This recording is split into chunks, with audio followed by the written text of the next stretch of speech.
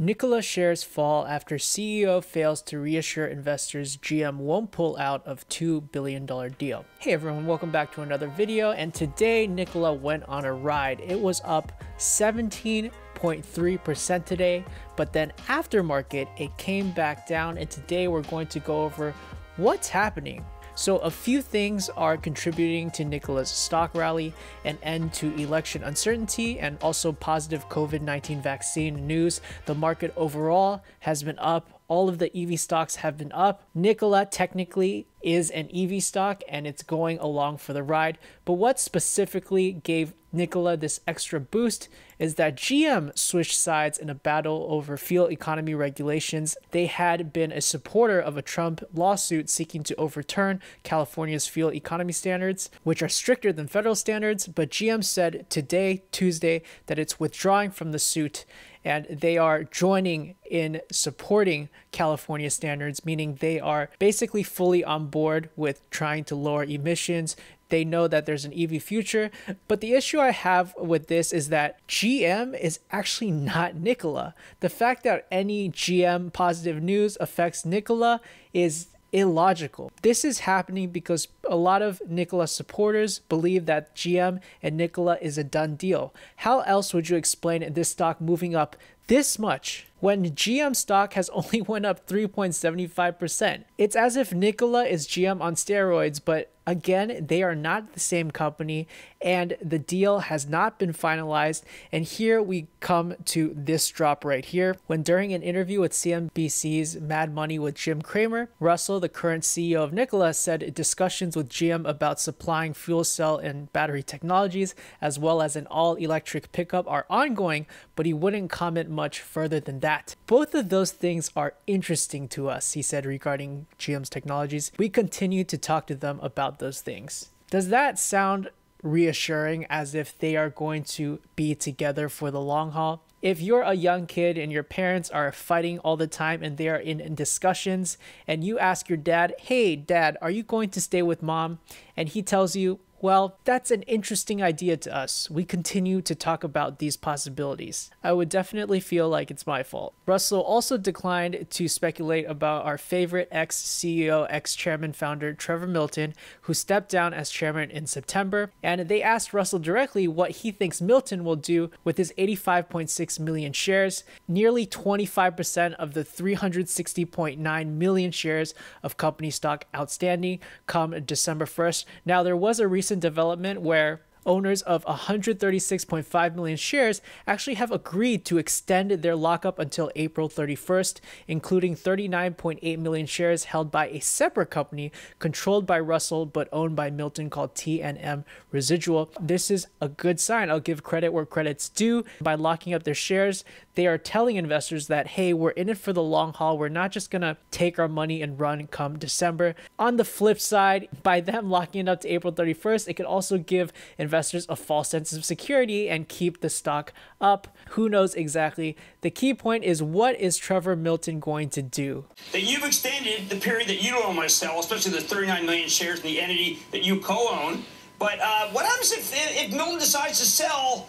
He owns an awful lot of stock. I mean, I would feel like that his 92 million shares might be free to trade. I don't know how much is locked up. I just worry people will listen, they'll want to buy hydrogen, and they might run into a gauntlet of stock that is thrown down by Trevor Milton.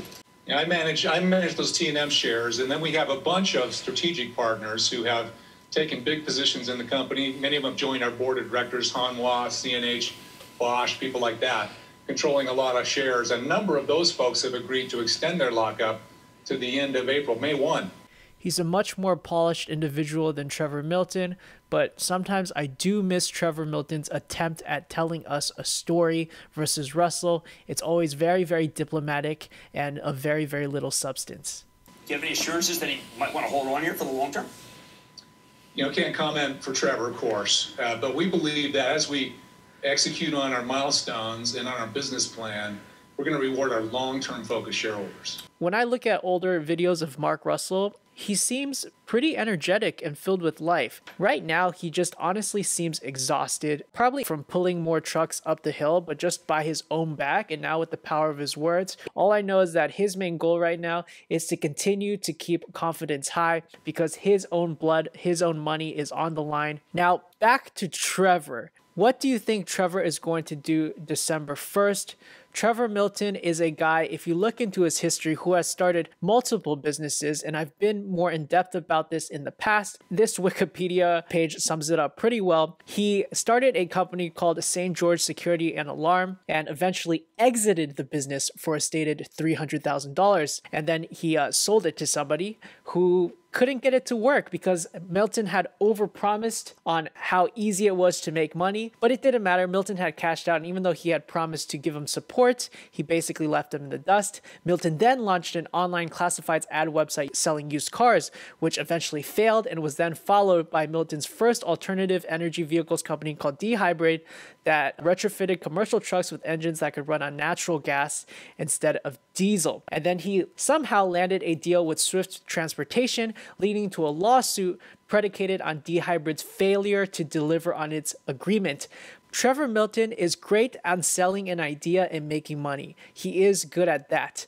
But once he's made his money, he has no incentive to continue and ensure that it's good. He'll use all of the words he can to pump up a company, but he has no actual execution skills to deliver on his promises. So right now, Trevor Milton personally has 85.6 million shares that are going to become free December 1st. Let's look at the current stock price of Nikola. I usually would use the closing price, but because the aftermarket dropped so significantly due to Mark Russell unable to assure investors that the GM and Nikola deal was actually going through, I'm going to use the aftermarket price, but I'll give it a little boost. Let's say $32 a share. 85.6 million shares times $32 a share. Trevor Milton come December 1st could make, if he wanted to, $2,739,200,000, roughly speaking, assuming that the share price hovers around $32. And this is from a guy that was probably kicked out of his position because he just could not shut his mouth